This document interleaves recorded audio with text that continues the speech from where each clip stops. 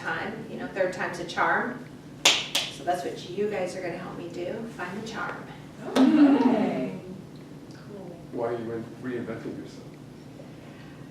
That's a question. Yes, great, thanks, thank you. Right, that's a question, right. So what are That's a table topic, Yeah. or that's a table topic? Okay, why are you inventing yourself? Got it. what are you? What are you? Okay, more, Or who are you? or who? How did your spirit connect to the world? How does your spirit connect to the world? How do you be your most authentic self? Okay, can I go? Can I You say can yes? pick one of those. I'm going to pick being. Being. Being. Give us your that topic authentic self. again. Being Being. your okay. It's mostly being. How Being do I your be? authentic self. How do I Okay, be? and 3 minutes, please. 3 minutes. Yes. 3, 2, 1.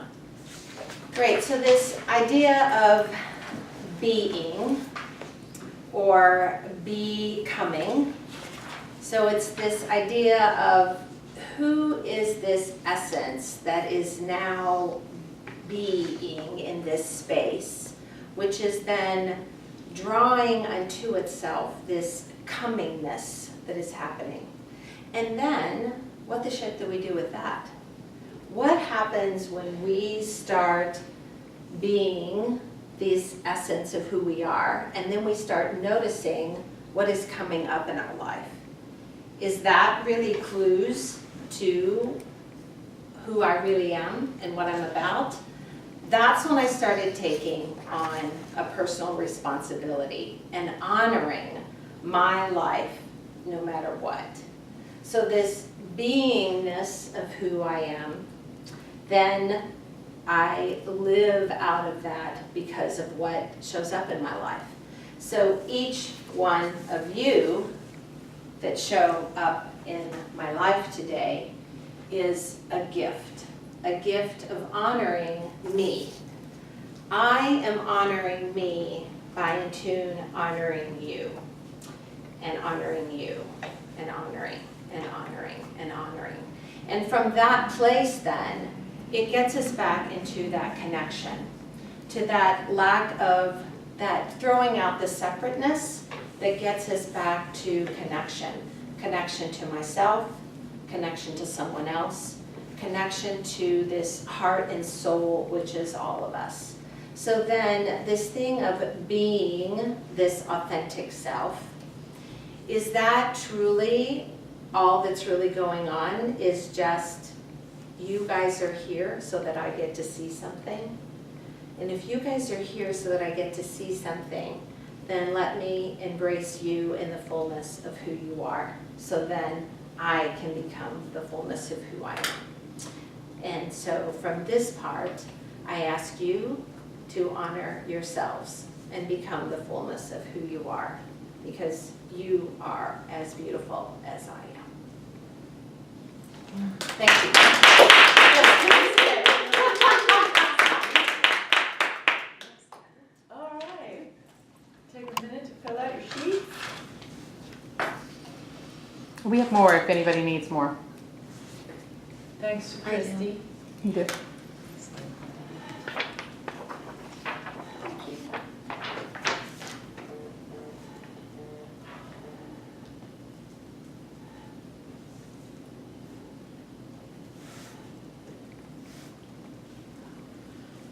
All right, Lloyd. Do you like how I'm waiting? So how do you feel like you did? I have, there are so many things in my head and in my heart and in my soul that that's my biggest challenge, right? To how does getting all of that into something that then translates to where it speaks to someone and it gives them an aha moment. So, and then being in the flow, I always think, okay, well, that's what came up, so rock and roll. So how did I do? I flowed. So I'm giving myself a 80% of flow. So then that, What was the Feels first part of what you just said before the flow part? that having so much in my head, like there's so many avenues to go, so many ways that I think that I've experienced, like awakening myself and awakening others, and so much that I've experienced in leading people, and that I think, wow, what the heck do I want to talk about? Right? Yeah, what do I want to talk about? And then you said the part about the flow, so was that I like that, I want to flow, or was that I need Yeah. to rein it in because it's too flowy? I don't know. That's a great question. Okay. That's a great question. Thank you. Okay, I'm gonna kind of go off script, I'm just gonna talk to you Please. personally, okay? Great, thank you. People never, ever, ever come to a meeting, a talk, or presentation to hear content. People come to leave with a feeling. So I would tell you, quit worrying about what your audience is going to get from you and give them who you are.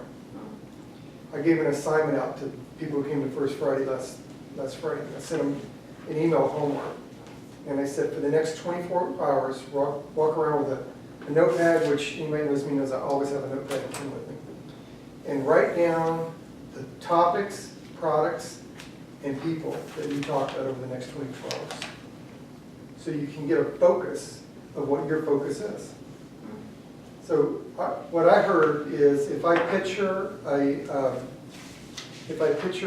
garden hose connected to a sprayer to wash my car with, and the connector part of it has something in it that's kind of blocking it, and you can feel the water trying to push through, but there's something blocking it. Just let that go. Just let it go. They're gonna buy into. In fact, I wrote down here IB.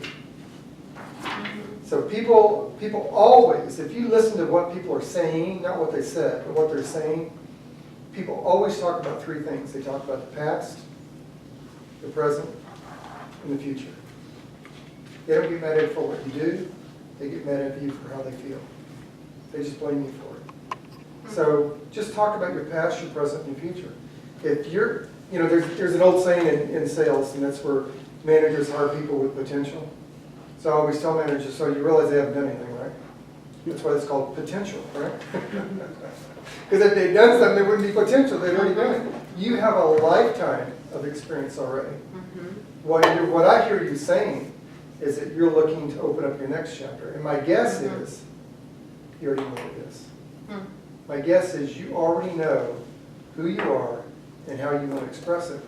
You just either not sure why you should do it or where you should do it. So just talk about you. Talk about your past, your present, and your future, and the journey. Because I promise you, no matter what room you talk to, everybody in the room is on a journey. In fact, the people that are the most together are the most screwed up. They have the biggest problems. If you listen to top speakers off the floor, I think anybody know Steven Seagal? One of the top speakers in the country. They're making a movie about it.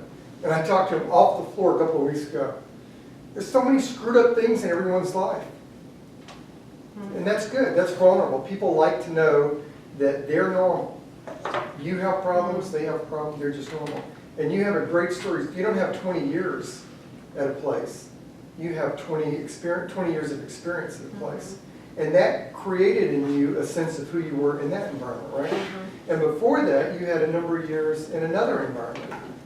And what I hear you saying here is your interaction with people. I saw you put a lot of focus on the people in the room, but really the people are a reflection of you, aren't they? Yes. I mean, they're a reflection of you. So talk about your journey, your past, your present, and your future, and let the other part go. Just let that break loose and spray the water everywhere. You already know you already know who you are. You already know where you're going to go. My guess is. Thank you. Chrissy has her hand up. I do. So Sandy, can you bottom line what you just told us? Can you give me a 4 or 5 word statement about what you just told us?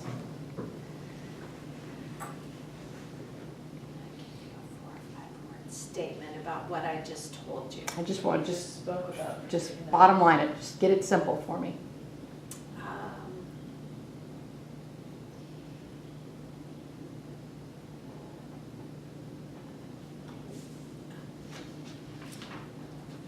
Go with what's on the tip of your tongue. Just say it. Sweat the small stuff. Don't bullshit your life. Get your fucking kahunas on to take 100% responsibility for your life.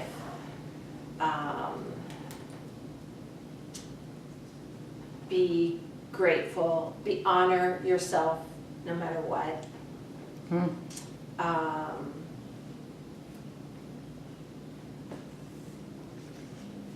Honor what shows up in your life as a reflection of who you are.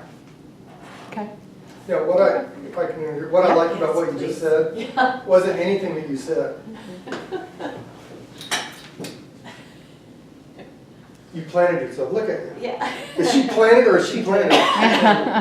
If I put a name tag on you right here Uh-huh. and described who you were right there, I would put a tag across you that says, you matter. Because that's a summary to me of everything you just said. I still matter. Yeah. So Why'd you move your hands? that's awesome. You have an incredible presence. You really do. And the love that you feel for the people in the room does come through. It's not about the words that you're choosing, and I think you're spending a lot of time choosing words, and I know something about this.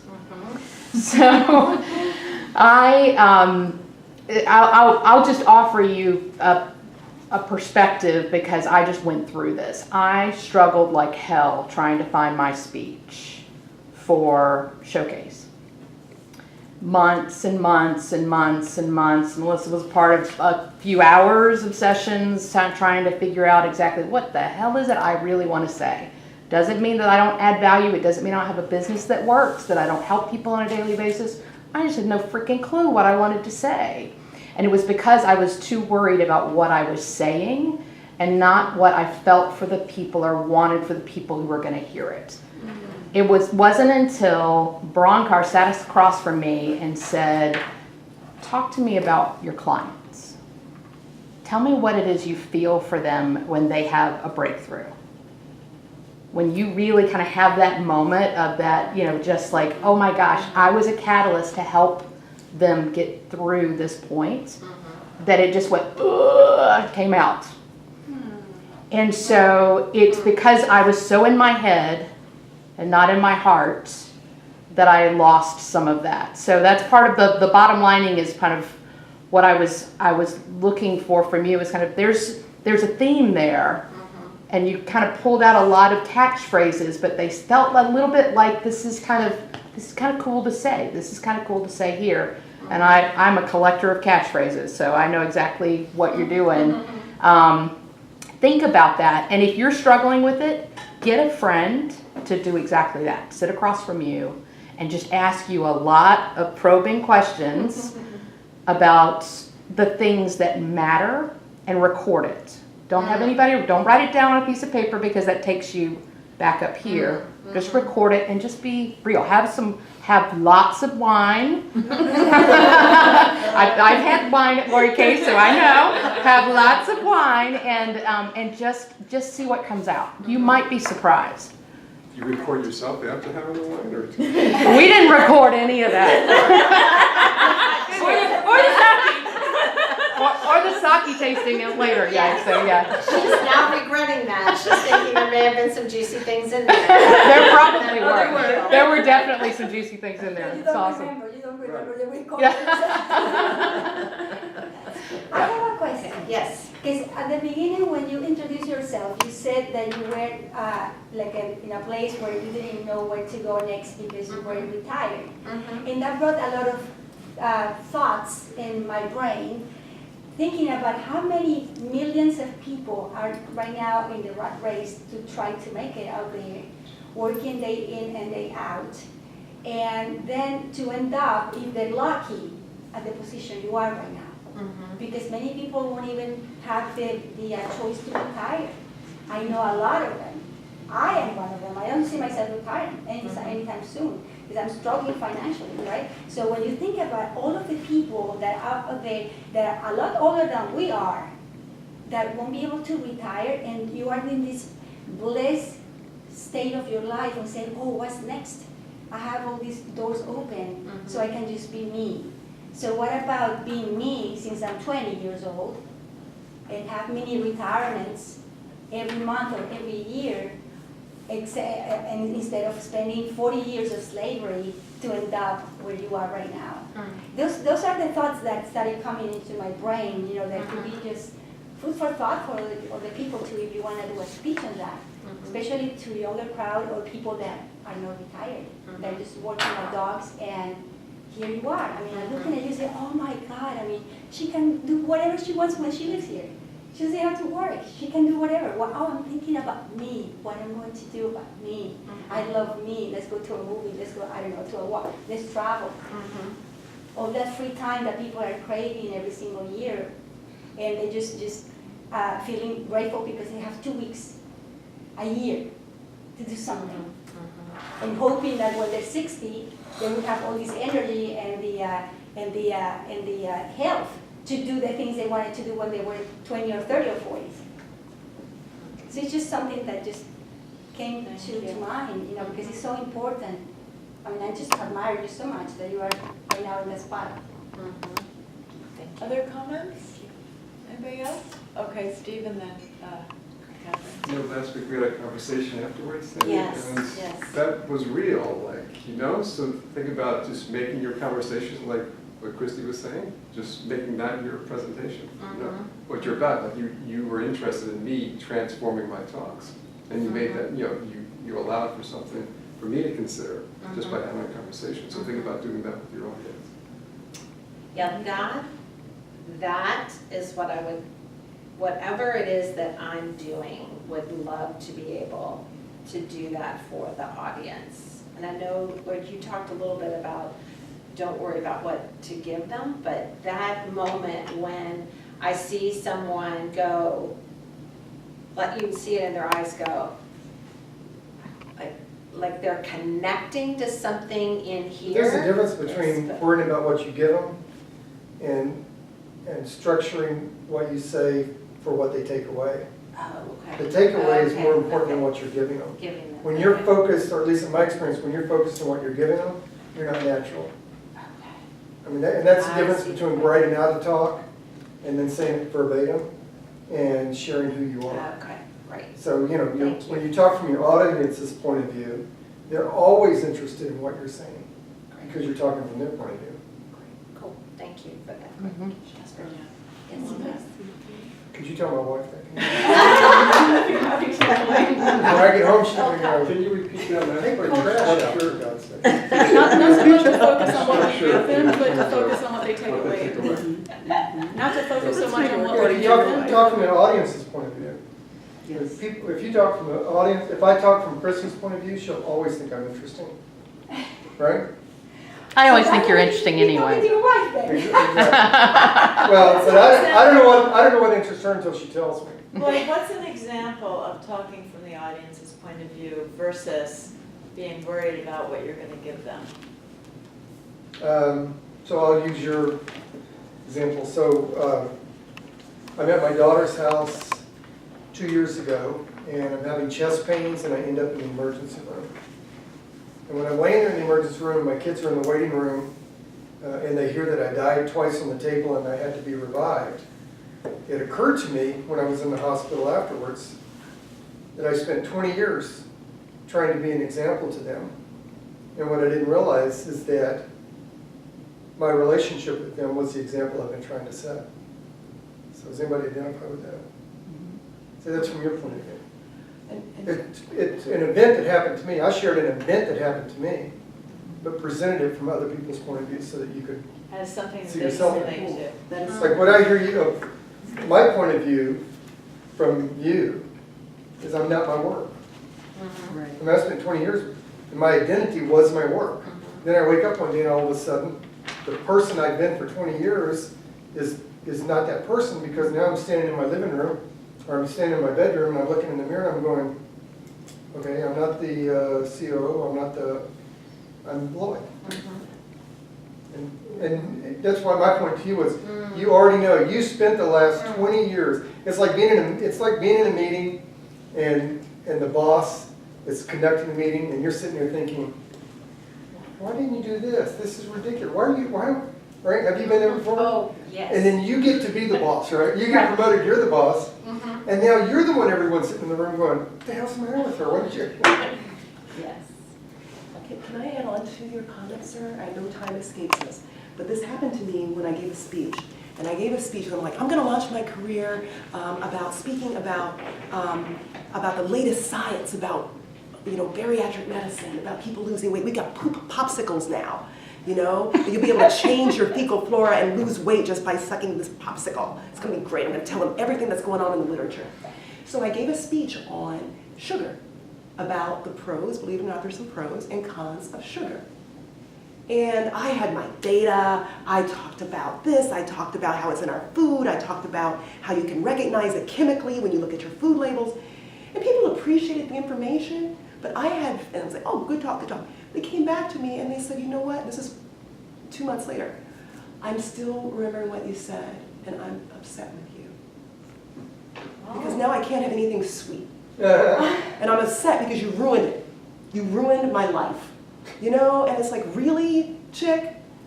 So I think that's an example of, I wanted to make sure they had content. But to your point, it has to be relevant to where your audience is and what they want. They felt like I was shoving that data down their throat, and they weren't there for that. Well, I don't know about the format of what you did, but let me tell you something. When everyone in the room's probably gone to a convention before, right? You've heard a speaker. And then 2 days later, somebody asks, how was the convention? Oh, it was great. How was the speaker? Really good. What did they talk about? Your audience knew exactly what you talked about. But they didn't enjoy it. And we want to make good deposits into people. So again, to your point, saying, oh my gosh, she's blessed, she has this wonderful opportunity, but my life sucks. What do I do? How do I take what she's talking about and apply that to my life? So I think there's an element of goodwill that we have toward our recipients of our information. We want them to come away with something positive. And I think that's important. So yes, it was memorable, but did I do people any good? Our speeches have power, is what I'm saying. If I understood you correctly, Christy, the turning point for you was when you said, what do I want for them? Well, I already had it. I kept focusing on the words. And I kept thinking about the words from standing in front of the audience, standing up on that stage, not the words that I would use, which come very naturally to me when I'm standing in front of a client.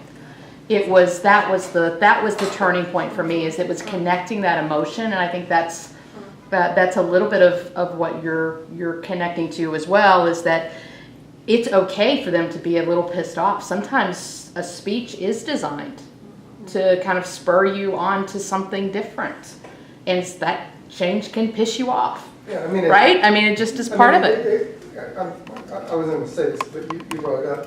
So if your perception, I'm not saying this is right or wrong, it doesn't make you good or bad, but if your perception is I want people to walk away feeling good, then am I imposing my definition of good on you? Yeah. I want people to walk away and feel a value, feel they got something of value out of it. Now, being a value out of it might be they realize they're doing something stupid. They might feel bad about it, and they want to do something different now. So I don't know, I have, just for me, if I take an emotional vested interest in how you feel when you walk away, that's a huge burden for me to take on. As opposed to, like when I do the First Friday, I don't have a clue what people are going to walk out there with.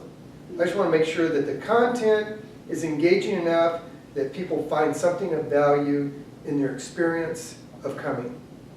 And if that value is, I've been doing this and it feels really stupid that I've been doing this and I'm going to do something different, that's great. And the value of that is, wow, that's really interesting. I know that I've done that before. I'm really proud of myself. That's great too. I don't know that if you take ownership over the label, then that really diminishes what you're able, or I think it diminishes what you're able to put out. Still fun. Yeah. Great job, great job. Thank you, Sam. Excellent.